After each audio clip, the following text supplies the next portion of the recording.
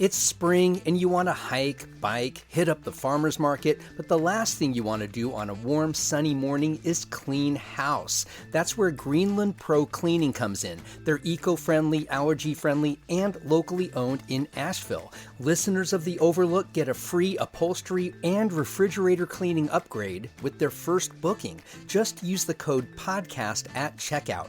Make the most of your time this spring and visit greenlandprocleaning.com/overlook.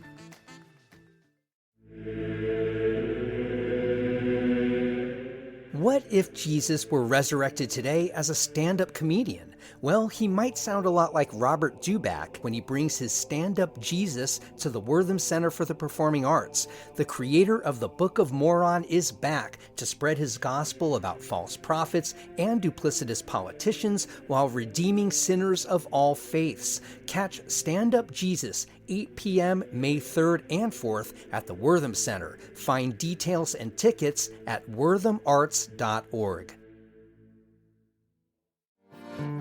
I am a maker, a builder, a baker, although sometimes my messes are all that you'll find. I'll tell a story, both true and allegory. Oh, the process is precious, so it takes up all my time. David Brendan Hopes has written more novels, poems, and plays than he can count. The river of writing hasn't slowed at all since his retirement from UNC-Asheville, where Hopes taught creative writing for more than 3 decades. In some ways, I thought that I was not useful to my students because when they came to me and said, what do I do about writer's block? I'd have to say, I don't know. I've never had it. This is The Overlook with Matt Peiken, a podcast about the news, arts, issues, and trends of Asheville, North Carolina. David Brendan Hopes' newest play is titled A God in the Waters. The Sublime Theater in Asheville is premiering it May 9th at the BB Theater in downtown. We'll talk about the play in the second half as part of a larger conversation on answering the call of creativity. But first, we take an unplanned dive into the financial troubles at UNC-Asheville. Hopes has a lot to say about that and the root causes that a lot of people aren't talking about.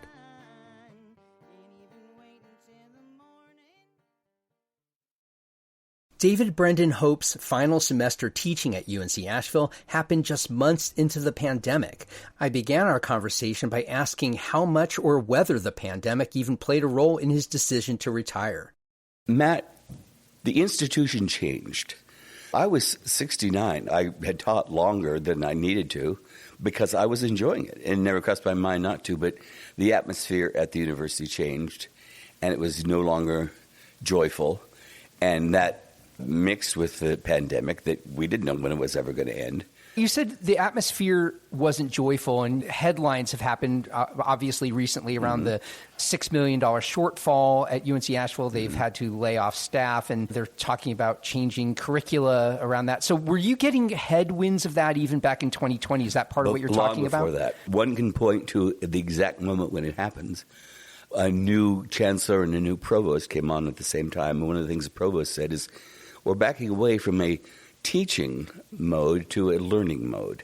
What does that even mean? Exactly. To people who were paying attention, we knew exactly what it meant. It meant that faculty was going to be devalued and other ways of teaching were going to be emphasized. So from that point on, there was contempt shown to the faculty from the administration, which got worse and worse as time went on.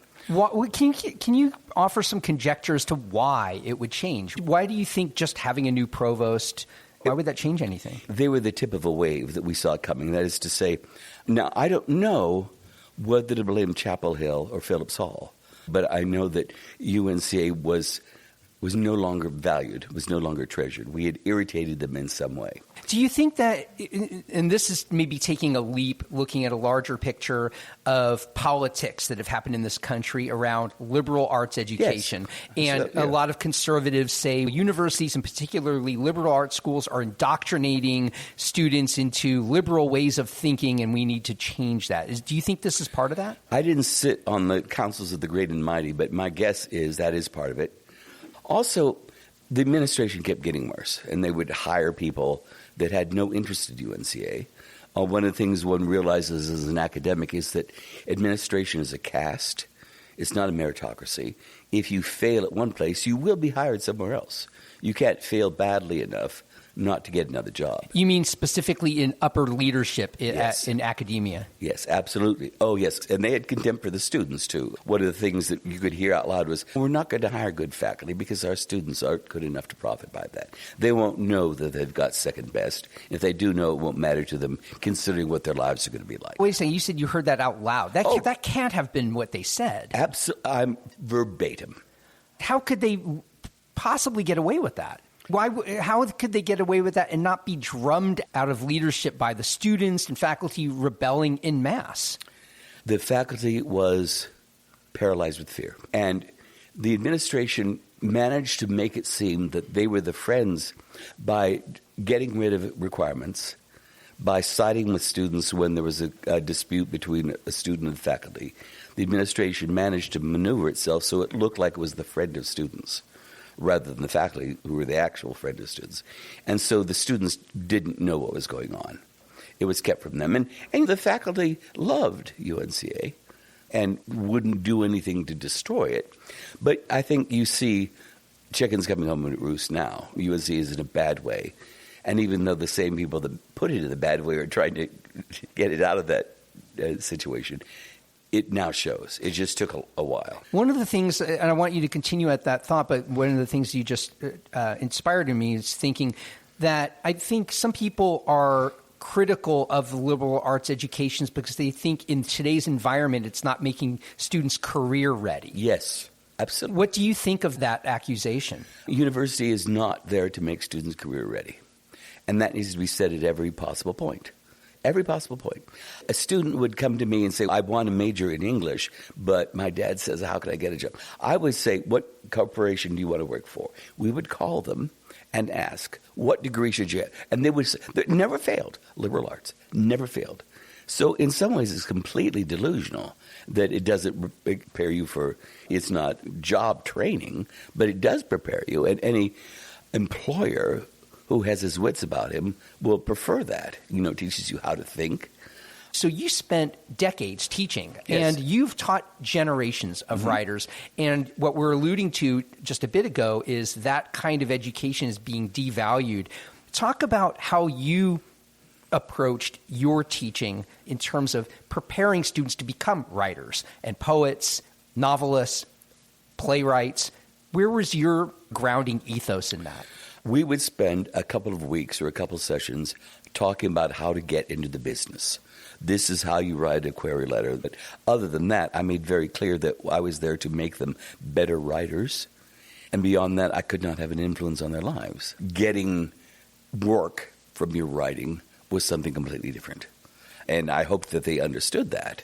And the way I ran my life, and wasn't maybe completely successful, was believing that if you were really good and honest and did good work and were clear every moment about your designs, then things would happen that were good enough. I guess it did work out. It was good enough. Yeah, and how you just talked about clarity and honesty in your work. I think that's how you've punctuated your entire career as a writer and where you're coming from, as illustrated by the sheer prolific span of your work, whether it's poetry, novels, plays, and you'll bounce between one or the other and work on one or the other simultaneously. Yep. If you were an influence on your students, I would imagine one of the things, and I want you to comment on this, that would have influenced your students is simply that you were always writing. You've written so much. Have you always been that kind of writer where you're not burdened with what am I going to write about, not only project by project, but even page to page? No, those things did not burden me. And in some ways, I thought that I was not useful to my students because when they came to me and said, what do I do about writer's block? I'd have to say, I don't know. I've never had it. In some ways, I was bogus as a teacher of creative writing because I didn't know how it was done. I knew how to do it and knew when someone had not done it, but I didn't know what the mechanism was. That's really interesting that through all these years of teaching, because you had not experienced the so-called writer's block, you couldn't coach on how to get through that, which so many writers speak of. Yeah. I could say go downtown and sit on the bench and watch what happens. Obviously, that's what I do. I just got back from Folly Beach, and while I was at the beach, I wrote half a play, which I'm still transcribing from my little notebook. My God. So you go somewhere, you change your life. You just don't sit there saying, oh, dear, what should I write? If you can't write, don't write. Go do something else. You also have written regardless of whether it's published or produced. Oh, yeah. Yeah, so many pieces. Now in your retirement age, you must have a very different outlook on this than you did, say, in your 30s. Or is it different? Were you always that sort of, I am writing, I am a conduit for these thoughts and ideas and impulses, and they just come through me, and I'm writing them regardless? Were you always that kind of writer? I was always that kind of writer. I am now. One of the things that happened when I retired was suddenly I felt like I've felt when I was a grad student, when I would just sit around and it would gush out. And in some ways, the whole college career seemed an interruption of that, because suddenly it was coming out again. Now, I'm more pissed off about not getting published when I want to be. What do you mean you're more pissed off? You've had so many works published. Not in my mind. Really? Because I have 6 novels, 200 poems that need to go out. It's partially my fault because they don't send them out the way I should. But yeah, I remember when I interviewed you first for Blue Ridge Public Radio, I think it was in 2017, you had more than 24 novels that were just sitting in a drawer. Yeah. Is that still the case? Mm-hmm. I'd say it's actually 6, but I just finished one that I'm sending out, and it's joyful. The process is joyful, but then waiting for other people to be able to see it is frustrating. It happens, but it's not nearly as fast as I want it to be. And yet, compared to so many playwrights, you've had a lot of work seen by the public, read and seen by the public. And I have to remind myself of that, because I was in Dublin once talking to the guy that runs a theater in Dublin, and he made the observation, which was quite correct, that an American playwright can have a decent career without ever seeing one of his works staged. And then I've had about 40 staged, so I thought, I need to shut my mouth and stop complaining about it, because he was right. It's all perspective, right? And absolutely. do you think in some ways you grew up in Akron, Ohio, and you wound up in Asheville, not necessarily a bigger city. It's smaller. It's more artistic city. God. Did it take you a while? Did you ever have ambitions of being that New York City writer, or being in London or some other center that's known for being a home of thriving arts and culture? Was that ever anything you wrestled with? The answer is no, and that is probably the biggest mistake I made. I think that if I had located myself in the middle of one of those situations, my career would have been entirely different. But what I wanted was to be able to hike in the woods and grow my garden and not be bothered with all that crap. And I got that. There's an exchange there. And, here in my later life, I'm wondering if I made the right choice. And I think I probably did, but it's too late to go back. And I'm not going to move to London now. You mentioned coming here, you wanted to hike and have this environment that was part of it for you. How do you think living in Asheville has shaped you as a writer? Someone else asked me that, and it's almost impossible to say, because I don't know what would have happened if that had not happened. It's not like your topics are born in this region. They're not set here. No. When I came here, I was hired as a poet, and that's the only thing I ever did. And since I've been here, I started writing fiction and nonfiction prose and plays. So it could be that it allowed me to branch out in those ways. Certainly having your tenured track professorship and being able to do that for, how long were you there? 37 years. It allowed you could go wherever your whims took you, and you always knew you had your base income taken care of. Yes, absolutely. It was a huge advantage. And I can't overemphasize that. I tell your students, you don't have to go to grad school in order to be a writer. They'll be heartbroken because they didn't get accepted in the graduate program. And you don't have to be right. You don't have to be an academic, but geez, it makes it so much easier. And I have to admit that. And those are the jobs that are going away. Absolutely. That how many tenure track positions are opening up as writing teachers and poets? When you retire, those positions get attritioned out. They then adjuncted out, and then they're eliminating the adjunct positions. Yes. 5 professors retired in the 2 years prior to me, and then one the year later. None of us were replaced, not one. Wow. What does that say about where the liberal arts are going? That's just within the creative writing program. No, I was an English professor, really. So that's the English department. I guess 3 of us were creative writing people and not replaced. This is de-emphasized. More after this.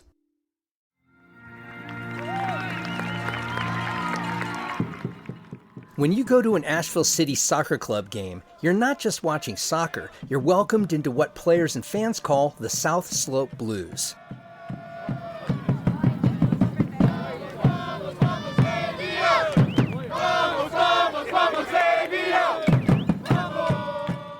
The South Slope Blues, they're amazing. This is the coach of the women's team, Brooke Bingham. The atmosphere is what makes Asheville City Soccer so great. Longtime player Laura Greb. We have the most dedicated fans. We have our South Slope Blues. They post up in the corner of the field every game. They've got their drums, they've got their smoke, they've got their loud voices. You can hear them for miles. Elite men and women players from throughout North Carolina team up in Asheville for a 2-month season against other aspiring pros from all over the Southeast. Home games this season begin May 18th at Greenwood Field on the UNC-Asheville campus. For details, tickets, and your first steps into the South Slope Blues, visit Asheville City Soccer Club at ashevillecitysc.com.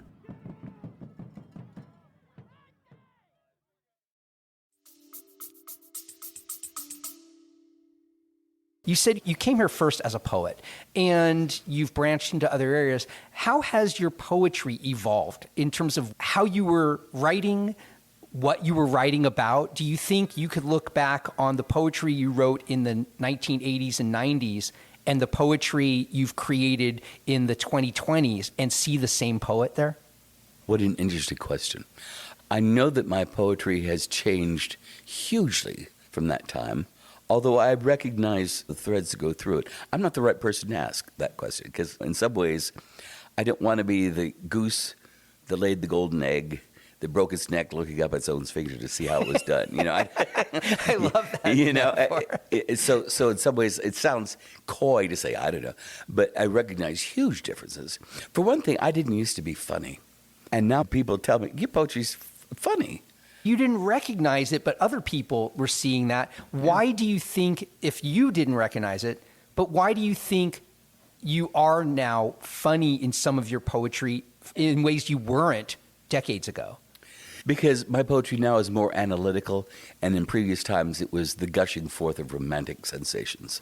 So your poetry, you talked about getting more humor in it. When you started writing fiction, when you started becoming a novelist and a playwright, do you think you've had a similar arc in terms of what you've written and how you've written it? In some ways, I'm the least self-reflective person on the planet. So when you ask these questions, it's good for me because you're asking about things that I've really never thought about. The first story I ever wrote was published in The New Yorker. And it was nonfiction. I sent them, but they published it as fiction. I decided not to say anything. Wait, are you serious? I am absolutely serious. My first fiction was published in The New Yorker. They published it as a short story when it was an essay. But it was nonfiction. And you just chose not to say anything about it. Well, you didn't correct because I didn't want to get in the way of its being published. One of the things that strikes me as a key difference between novel writing and playwriting, which you've been prolific in both, is novels, writers sparingly use quotes. That quotes are you only use to establish voice. It's things you can say in a quote that you can't do in a narrative. Yes. Okay. Whereas playwriting is entirely quotes. Yes. Okay. You can't explain anything in a play. Exactly. I guess you could explain. Some plays do have that third and person. don't you want to smack them? Yeah, you do. I hate those plays. I hate that. For the record, I can't stand those plays. There you go. But talk about the craft of such distinct polar opposite in terms of the foundational elements of those types of writing and how you toggle between the two. I've said this in the past to students who ask the same sort of thing. It's rhythmic. That is to say, the first time I wrote prose seriously, it was because the rhythm that was in my head was wrong for poetry. And so I had to discover what I was meant to do with it. The rhythm of a novel is different from the rhythm of a short story or a poem or a play. And you have to listen to that rhythm in your head long enough to determine what it is you're supposed to do. Does that make sense? It does. So it's a different rhythm from the outset before you even start writing? Yes. It's become subconscious now. But when I ask the question and I begin to analyze what's happening, what am I hearing? I'm hearing the sea speaking in the rhythms of a poem. Are you ever into a project and realize, oh, wait, this isn't a novel, this is a play, or vice versa? Never. Never? Nope. I have adapted a novel into a play, but it's so completely different that I have to tell someone that for them to. The names of the characters are the same, but other than that, I'd have to tell someone. So no, never have I ever. No, this is really a short story. Talk about this new play that you have coming up through Sublime. The play is called A God in the Waters, and it's about a famous composer, completely fictional, someone I made up. But you might think of someone like Schoenberg, because he writes difficult, taxing. I like Schoenberg's one of my favorite composers. Well, there you go. And he's premiering his second symphony at Lincoln Center. And he's understandably all agitated and wants it to go well. And so Mozart comes in because he writes in the midst of his beer while he's getting ready, I am not Mozart. And that's the crux of his feeling of inadequacy, is that he thinks he should be someone else. So he has the concert, and then they have a party afterwards where he and his son have a confrontation, and there's a big quarrel about that. Act 2 happens on a beach where they get to resolve this quarrel, and out of nowhere, an acolyte, a disciple appears that thinks he's the greatest thing that ever happened. And suddenly, all the things he thought was wrong about his writing, someone has transmuted into gold. You just said something, you said the crux of this, that he's someone who thinks he should be someone else. Was that the very seed of the play, that you hit upon a feeling that a lot of people get in life? Was that the seed without knowing how it was going to manifest in terms of character and story? I'll tell you what the seed was. The seed was a completely different play. The seed was writing about a guy who was auditioning to be in a symphony orchestra. Now, that guy becomes the composer's son in the play.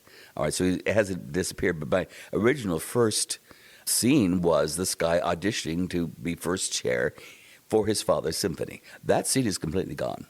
So the germ of it was simply storytelling. And I thought it was quite funny. All right, the play as it stands now is less funny. There's more seriousness to it. So did you only discover this change, that it's actually not the story that you thought it was going to be, as you were writing? Yes. As I was writing it, and as I was talking about with Steve Samuels about his impressions before putting it on. So you were talking with Steven as you were writing this? I had finished it, and then I presented it to him, and he liked it, and he says, I like it, but X, Y, and Z. And so I had to consider X, Y, and Z to see what could be done about that. One of the things I've discovered about most production experiences is that I've profited by what people have said. It's very seldom that what people say about your work is BS. Sometimes it's BS, but you're allowed to ignore that. So I've always found criticism of that kind profitable, and it helps me find my way. If someone doesn't get it, why bother? So if they say to you, I don't get this, well, you have to change it. You just have to do it. You said very seldom is it BS, but you have to know who to take it to, right? It's trusted ears and eyes. I had a student who was in a playwriting class of mine. He was also in a couple of academic classes, who was the best reader I ever had. And he was 19. And who would have thought that?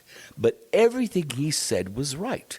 I've complete revised plays because I gave it to him and he said this and that. And he was absolutely right. He's this genius who got frightened from academia and now, as far as I know, runs a pizza shop.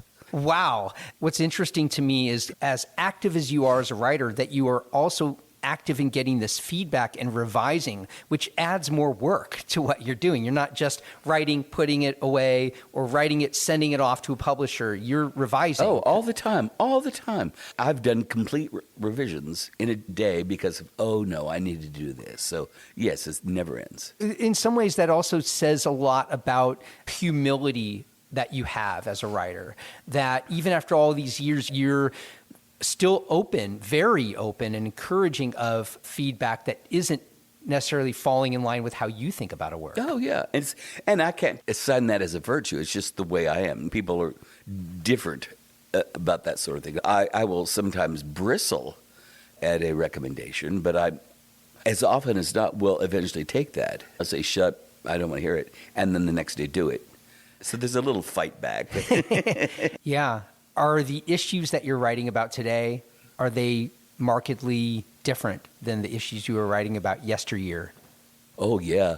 One of my favorite artists is Yeats. And one of the reasons to cherish Yeats is that he managed to live into old age. Most poets do not. And in old age, he started writing about that. And I find myself writing about, what am I supposed to do now? I'm so full of passion. I can quote the Yeats poem where he says that. Never had I a more fantastical mind. What do I do about that when in some ways I'm failing and the work is not done? So you get different subject matters as time goes on. You know, I'm still Romeo in my mind, although it takes me 2 tries to get up off the couch. So what are you working on now? I am working on the play that I started at Folly Beach, sitting on the pier, writing in a little notebook. I'm transcribing that from the notebook and revising as I go along. In some ways, it's very like A God in the Waters, except it's with a painter. So I have not gotten rid of that issue of self-evaluation, I suppose it is. In some ways, are these sequels, even though they have different characters? I think they're parallels. I mean, they're not connected in any way, you know, temporally or, you know, just, and I hope the tone is different. The tone of A God in the Waters is much more serious than the tone of the work I'm looking on now, which may be called Periwinkle. Okay. And whether it's been magnetic theater and they have just now disappeared or they've evolved into a different kind of theater, and you've got Sublime, are these companies ready to do your work whenever you produce them? Magnetic wasn't, although I went through several manifestations before it disappeared. Some of those manifestations were really eager. Some of them were less eager. Sublime, I don't want to speak for Steve too much, but he seems to have artists that he is interested in helping them realize their vision. Right. And I have the good fortune to be one of them. Yeah. So who knows? Every theater company struggles. How long can Sublime struggle? You know, so far it's floating. It's good. But it has been lucky for me because recently my work has been done in my hometown often enough.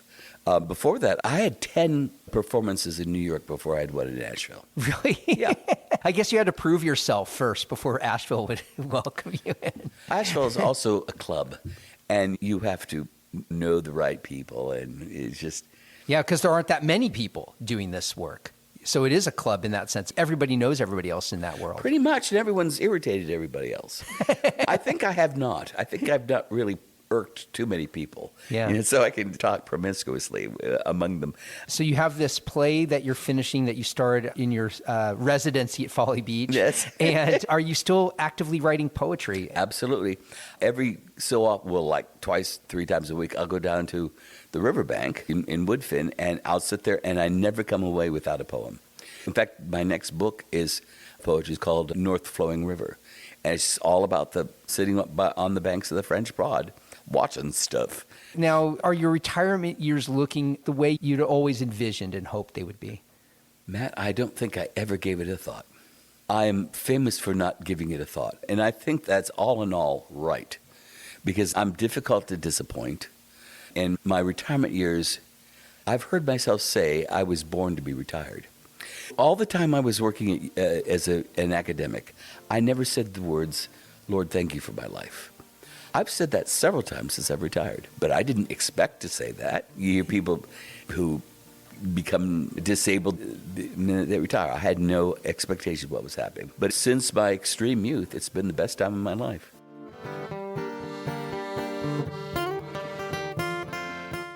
I want to thank my guest, David Brendan Hopes, for today's conversation. His newest play, A God in the Waters, premieres May 9th through the Sublime Theater and runs through May 18th at the BB Theater in downtown Asheville. This conversation happened at the BB, which comes to me courtesy of the Asheville Contemporary Dance Theater and Susan and Giles Collard. If you value the Overlook's place in Asheville's media landscape, please consider joining dozens of others who are supporting the show through my Patreon crowdfunding page. Become a member for as little as $5 a month. Visit patreon.com/The Overlook Podcast. Our First Look newsletter gives you just a handful of daily headlines from around the local media landscape to get you on your morning. We also have a weekly newsletter devoted to all things The Overlook that hits you every Friday. Both are free and available at podavl.com/newsletter. The theme song for The Overlook, Maker's Song, comes to us courtesy of the Asheville duo The Resonant Rogues. The Overlook is a production of Podcast Asheville. New episodes come out every Monday, Wednesday, and Friday wherever you get your podcasts. You can find us on any social media channel at AVL Overlook. And I'll see you on the next episode of The Overlook with Matt Peiken. Hey everyone, Matt Peiken here from The Overlook, and I'll get back to my conversation in just a moment. But I'm asking you, the listener, yes, you listening this very moment, is The Overlook making a difference in your connection to Asheville? Do you know more about what makes this city tick and where we're struggling? If you had to give up 1 cup of coffee every month to do your part to keep this show going, would you step up? If you answered yes to any of that, and I really hope you did, please join dozens of other listeners by supporting The Overlook with Matt Peiken through my Patreon campaign by giving just $5 a month. Give at higher levels and you'll earn free tickets to my live podcasting events. Your support means the world to me and helps keep this show free for anyone to hear. Go to patreon.com/The Overlook Podcast.